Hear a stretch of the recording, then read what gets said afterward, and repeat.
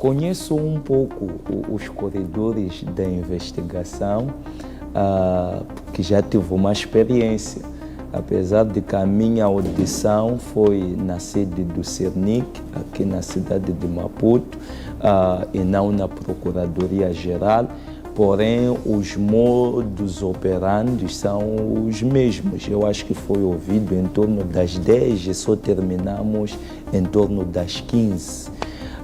Mas basicamente depende da quantidade de questões disponíveis, porque essa investigação, né, que chamaríamos de instrução preparatória, que é para confirmar da acusação que existe contra ele, se há de facto um crime ou não cometido, que é para depois ser formalizado, onde será tornado o arguido e posteriormente vai ter seguimento, podendo ser detido ou gozar de liberdade e ir ao tribunal para ser julgado, inocentado ou culpado, por aí em diante. Mas eu entendo que a demora tem a ver com o volume de questões que estavam disponíveis. Então, isso pode tornar demorado o processo de audição. Então, numa primeira fase, eu acredito que a demora ou o tempo levado tem muito a ver com o volume de questões que estavam disponíveis. Acredito que pela natureza do processo, pela natureza das acusações, porque pelas informações que saem, são vários crimes, pesa, embora que não tenha sido dito o próprio visado, que é o engenheiro Venâncio Mondlane, de que crimes são acusados, de que crime eles são acusados. E se isso for verdade, eu acho que há uma ilegalidade, porque a primeira coisa que devia ser esclarecido é que estás aqui por causa deste, mais aquele tipo legal de crime. Ele devia sair dali ciente e consciente de que tipo de crime está a ser acusado. É o que defende, né, o Código Penal, é um pouco mesmo quando alguém é preso, deve ser dito porque é preso, deve estar claro porque é que está sendo preso. Então eu encontro um problema, um vazio legal ou uma ilegalidade em ele ser ouvido sem que seja esclarecido de que tipo de crime é acusado. Embora cá de fora, né, existam aquelas fugas de informações que alguns deles já através dos órgãos de comunicação civil, que se diz que é incitação à violência, crimes contra o Estado, por aí em diante vai se arrolando séries de crimes, mas eu acho que devia ter sido esclarecido a ele de que crime, ele sair daquele lugar com consciente. Então, eu não estive lá porque é difícil, né, medirmos do que se tratou, que é para medirmos a intenção, porque as questões e a forma como a própria audição decorreu, através disso nós podemos medir a intenção. Okay. A intenção é levar mesmo a ele até a responsabilização, a intenção é uma simples intimidação. Mas seria possível levar-se a ele a responsabilização mesmo sem alguma culpa? Bom, no país em que nós estamos, tudo é possível. Até diabo tornar-se santo em Moçambique é possível. Então, não me surpreenderia de nada por isso. Atendendo o tipo de Estado que nós somos, isso é classificação científica, né? Somos um Estado autoritário, um Estado ditatorial, E nesse tipo de Estado, né, não vinca a justiça, não vinca o direito, não vinca a lei, vincam os interesses políticos partidários. Então, atendendo o tipo de Estado que nós somos, é normal que seja levado até as últimas consequências. Segundo, atendendo o tipo e o nível de democracia que nós temos, que é uma democracia de fachada, uma democracia eleitoreira, que se resume em eleições de 5 em 5 anos, sem avaliar ou sem preocupação com a qualidade dessas eleições, que sejam livres, justas, transparentes e credíveis, simplesmente para estarmos nos rankings de que somos uma democracia, realizamos as eleições. Então, olhando em parte para o tipo de Estado que nós somos, um Estado ditador, autoritário, e para a qualidade de democracia que nós temos, que é uma democracia eleitoreira, em que a perseguição a atores políticos que são de grande relevância, que são de grande destaque, é normal. Então, não me surpreenderia que houvesse uma responsabilização, até de forma manipulada. Tudo é possível, esperemos tudo. Ok. Agora, Venâncio Mondlane parece ser um homem com restrições. Como é que olha para isto? Bom, é lamentável e é triste. Não podemos achar que isso é uma vida confortável, é uma vida... se nós formos a discutir dentro do campo filosófico, vamos perceber que o ser humano, a liberdade vale mais que a própria vida. Vários teóricos da filosofia que discutem sobre a liberdade dizem e defendem que o ser humano nasceu para ser livre. É por isso que tudo que limita a liberdade constrange a esse indivíduo, desde o momento que é levado à prisão ou que é condicionado à sua liberdade. Isso constrange ao indivíduo. Veja só, quando os moçambicanos são impedidos, né, de manifestarem, de exercerem uma liberdade de manifestação, eles ficam nervosos, começam a atirar pedras, a quebrar tudo. Por quê? Porque toda limitação de liberdade constrange o indivíduo. Então, esses são pensamentos, argumentos dados, né, pelo campo filosófico. Então, é uma condição indesejável, é uma condição que devíamos avaliar se é necessário ou é para fazer uma pressão psicológica. Eu depois vinha para o princípio geral do direito, né? Todo aquele que administra a justiça, ele usa a lei e usa a consciência. Em algum momento tem que usar a consciência. Eu quero concordar, sim, que o procurador percebeu que naquele momento prender o engenheiro Venâncio Mondlane politicamente era criar um caos no país. Era esticar um caos que provavelmente seria sem precedentes, principalmente porque os seus apoiadores estavam bem ali e podiam se automobilizar, porque o contexto era de muita tensão, muita animosidade, por aí em diante.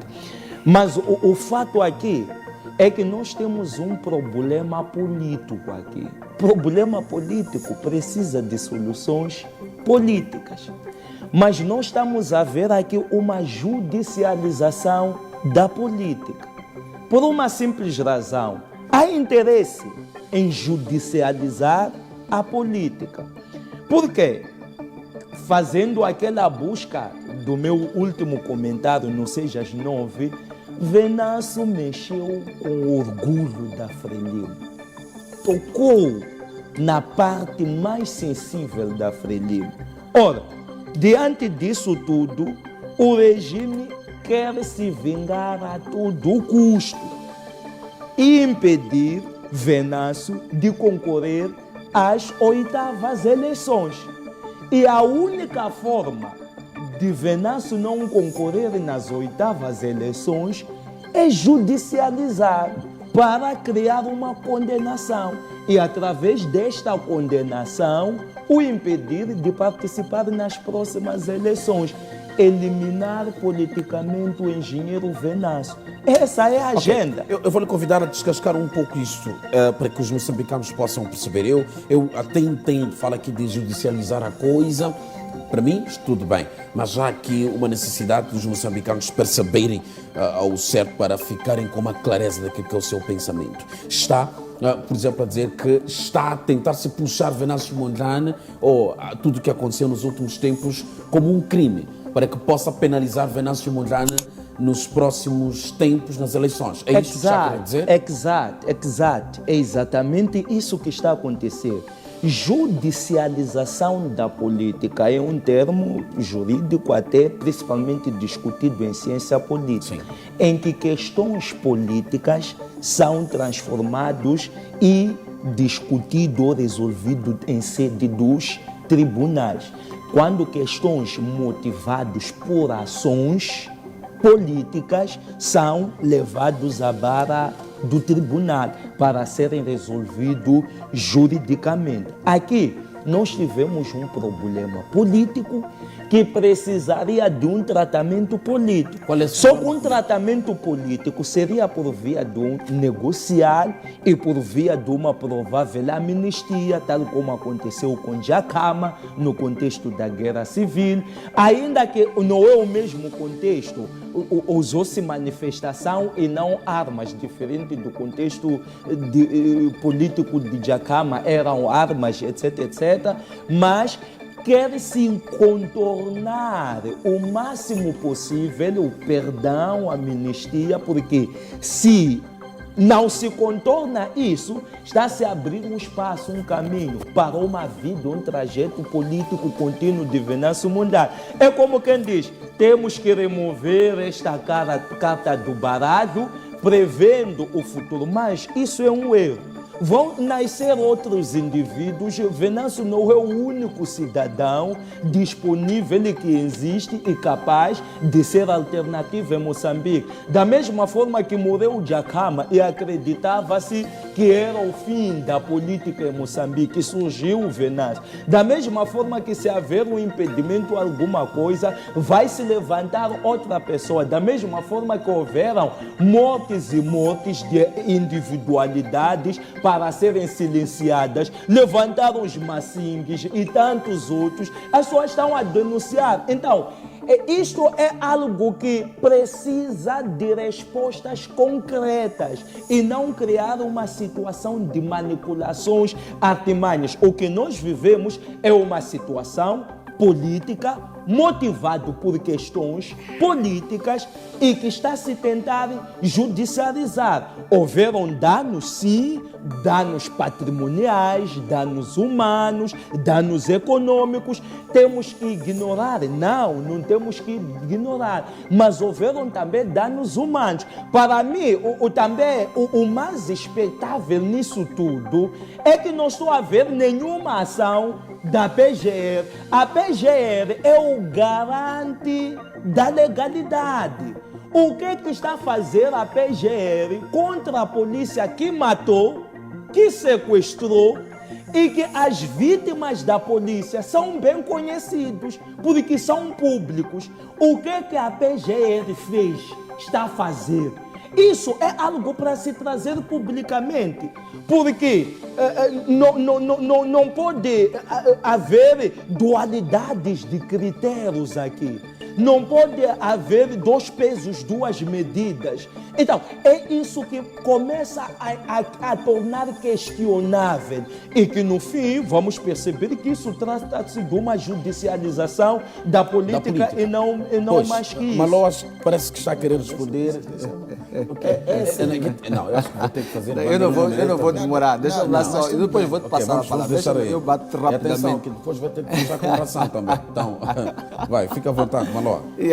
Albino está aqui na teoria da conspiração. Essa teoria de conspiração, meu amigo, fatos são fatos. Nós estamos aqui a avaliar fatos, coisas que aconteceram e que não são falaciosas. Coisas que aconteceram, companheiro, dentro de um contexto. Nós avisamos. O problema é querer isolar o contexto em que as coisas aconteceram. Tá bem. Isso é ser desonesto, deselegante. Tá bem. Tens que avaliar dentro do contexto. Tá bem, Mangueira. A teoria de conspiração está enquadrado dentro de um contexto. Certo. Em que contexto a PGR levanta essa queixa? Deixa-me só clarificar aqui alguma coisa. Né? Tu estás a falar em conspiração, meu amigo. Nós avisamos aqui, nós falamos com o Venâncio, nós dissemos em programas, nas redes sociais, qual era a consequência daquela maneira de fazer política. Isso está documentado. Venâncio foi a primeira pessoa que levou. Nós começamos a avisar Venâncio aqui, só para demonstrar que nós estamos a ser parciais, coisa nenhuma. Fomos os primeiros a dizer para o Venâncio, para não sair da Renamo da maneira como saiu da Renamo. Quem foi que levou o Ossuf Momad ao tribunal? Quer dizer, quando o Venâncio leva o Ossuf Momad ao tribunal, não é judicialização. Agora que ele é chamado à procuradoria, é judicialização. Isso é teoria de conspiração, é falácia. Esse é o tal dois pesos, duas medidas. Está me trazendo duas situações desconexas. Não, o que eu estou a tentar explicar aqui é os moçambicanos. A situação do Ossufo versus Venâncio não se enquadra nesse contexto. Estamos em um outro contexto. Então, querer juntar esses dois contextos, eu ainda insisto, é desonestidade. O que eu estou a explicar é que quem leva os assuntos políticos para o tribunal é o próprio Venâncio, muitas das vezes. Portanto, quando os outros levam-lhe para o tribunal, ou quando ele é chamado à procuradoria, no caso específico, não podes pensar que isto aqui é uma parcialização. Não, para mim seria normal se fosse o Ossufo a levar o Venâncio ao tribunal. Não o Estado moçambicano levá-lo ao tribunal por questões que mesmo o próprio Estado sabe que foram por motivações políticas. Mas as motivações políticas não te imiscuem, não te retiram responsabilidades. As motivações políticas requerem soluções políticas. Não, olha, é assim, olha... E o próprio Estado, que hoje está a levar essa questão para a asta jurídica, Mangueira, eu não vou pegar... Então eu vou pegar uma arma, eu vou pegar uma arma, vou matar-te e depois vou dizer porque temos diferenças políticas. É assim. Não, isso é um contexto totalmente diferente. Não é contexto diferente. Não faça uma salada russa. Não faça uma salada russa. Não faça uma salada russa. Para mim, se queres discutir, vamos inserir-nos ao contexto. Tem que ser uma... Ainda bem que é pastor, sabe que a hermenêutica, a interpretação tem que ser contextual. Eu quando estava já a falar, deixei de falar. É assim, olha, este chamamento do Venâncio para a procuradoria tem uma contextualização, tem causa, tem um processo. É por isso que ele foi e respondeu. Estás a perceber? Tu não vais deixar de responder, não vai ser deixar. E ninguém disse que ele vai ser o processo. O Ministério Público não acusa, mas não condena. Existem tribunais para isso. No seu devido momento. É que o Ministério Público é seletivo. Quer dizer, ele escolhe quem quer acusar. O Ministério Público, no nosso contexto, é seletivo. Nós, na verdade, ele escolhe quem quer acusar. Para mim, dura lex, sed lex. Aplica-se a lei a todos da mesma maneira. Amanhã são convidados ao programa. Peço, vamos tratar depois, mas eu vos convido em direto. Amanhã são convidados ao programa.